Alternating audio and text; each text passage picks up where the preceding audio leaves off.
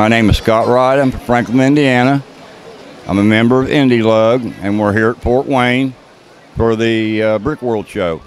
I started out with this book. I bought at Indy last year of Micro Brick Battle, and it gives you a description of how to build micro build of different World War II tanks.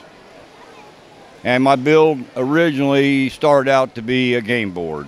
I was actually going to play the game, and I haven't got around to playing the game yet, but I thought it was such a neat display that I go ahead and bring it to the show. What we have on the board here is Germans versus Allies.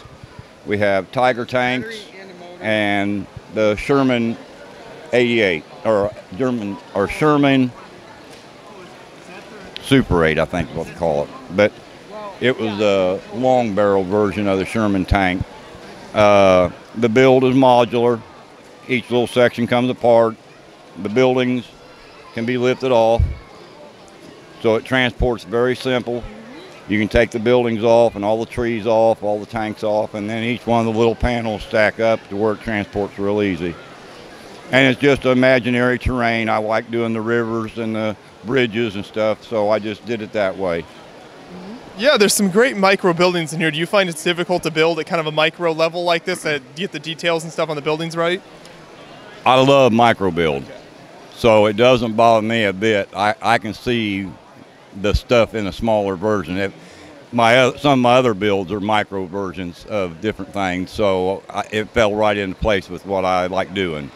And you can do so much more with micro build than you can the full size build, and when you're limited on space, this will do what you need it to do.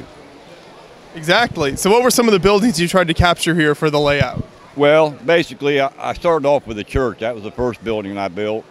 And then I just wanted some buildings to flush it out. And then I thought, okay, we'll have some where it's been hit by artillery. So I've got 2 buildings that have been partially destroyed.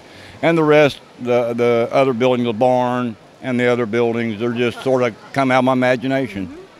I mean, they're not European per se, but they're just buildings. Okay. So when you go to play this game, what's kind of a general overview of how it works and how this would play out? Well, you come on to the field with whichever side you're on, and it's basically movement by inches, according to what vehicle it is and how much firepower is depending on how many or how much that vehicle has. They have all the rule system laid out in this book that gives you an overview of how to play the game. And since I've really not played it yet, I'm not really familiar with it. So you probably need to ask the guys over there at Brickmania. But yeah, it looks like it would work well though, and I really like how you've laid this out with the cool buildings and kind of the paths and everything to kind of make a nice game board here. Yeah, well, I do know that it's a sight line thing. So if your tank is sitting behind a building, it can't fire at the other tank because it can't see it. So I know you have to see it, what you call see it, to be able to shoot at the enemy. So it's any kind of obstacles you put in there, a forest or a house or anything else, sort of, it does not only hinder it, but it enhances your gameplay.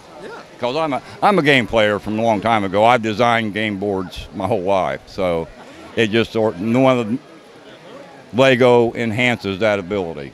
Lego is kind of a natural extension of that, so you can build your own game boards and everything with it. Yes, sir. Yeah. Well, it looks like fun. I hope you enjoy when you get a chance to sit down and actually play it. I think it should be fun. So thanks for talking with me about it. Appreciate it. Thank you. Nice seeing you again. Definitely.